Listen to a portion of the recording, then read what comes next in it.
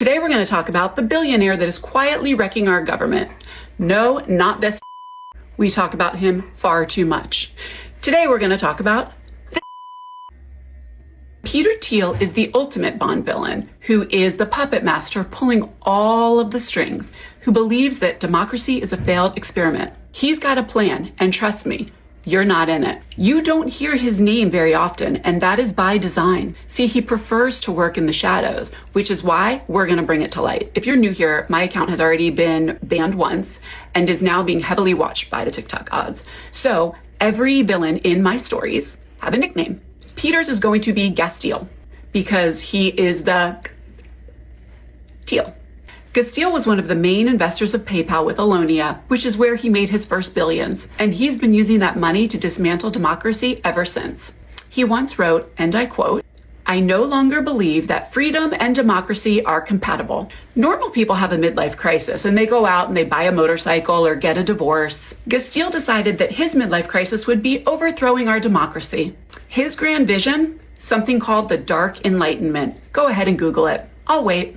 As many of you just found out, it is a far-right movement that believes that democracy is outdated and that society should be ruled by, you guessed it, a small elite group of tech billionaires. It's a monarchy for the broligarchs. But of course, even a billionaire supervillain needs its minions. Enter Alonia and the Shillbilly.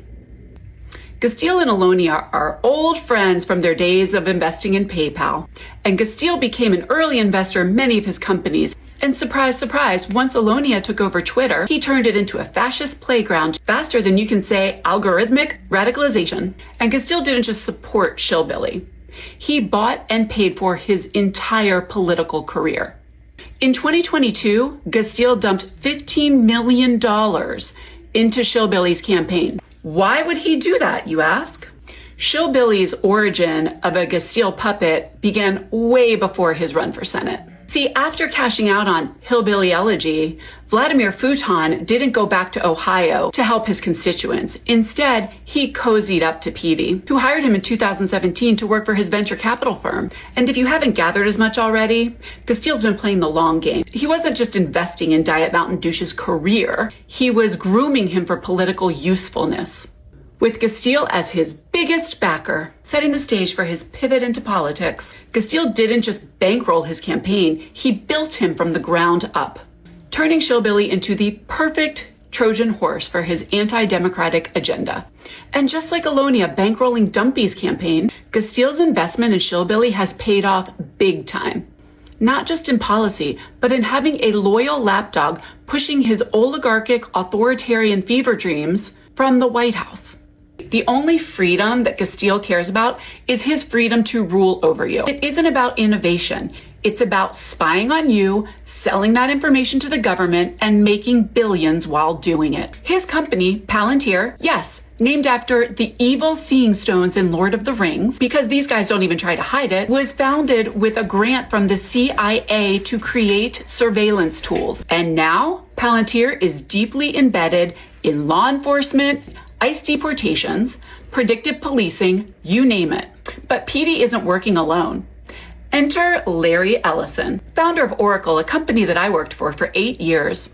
Oracle's databases run everything from corporate finance to government records. And Larry, who's good friends with Petey, openly bragged about recording citizens so that they behave. These two aren't just collecting data. They are creating a world where private data doesn't exist and good citizenship means doing whatever the billionaires want. What could possibly go wrong? So now let's circle back to Gasteel's endgame. Dark Enlightenment. He doesn't just want to watch you. He wants to rule you. As we discussed before, Dark Enlightenment is bringing back the monarchy for Silicon Valley's biggest nerds. The guy who came up with this theory is Nick Land, a British philosopher who got so deep into the tech-bro-fascist movement, even other conservatives were alarmed. Dark Enlightenment has a who's who of authoritarian fanboys. We've got Gasteel, Curtis Yarvin, who is deeply entrenched with Gasteel and Alonia, and of course, other useful idiots like Shillbilly and Alonia. Here's the bottom line. If they get what they want, elections become ceremonial. The next leaders of our country will be handpicked by the broligarchs. And society will be run like a corporation with a CEO figurehead in charge. There will be no Congress. There will be no state law.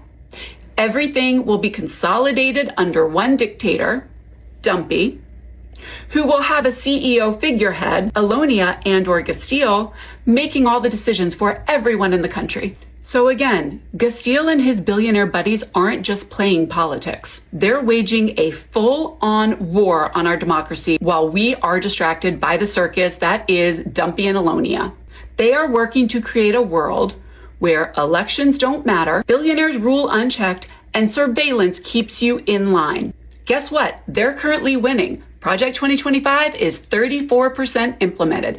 The reason why they're winning is because people think that this is some fringe conspiracy theory rather than an actual blueprint that they are executing right now. Here's the thing, they aren't invincible. Their power depends on us being too overwhelmed, too cynical, and too distracted to fight back. So don't give them that luxury. Call them out, expose their agenda, share this video. Lock in and make noise, because the only way we lose is if we stay silent.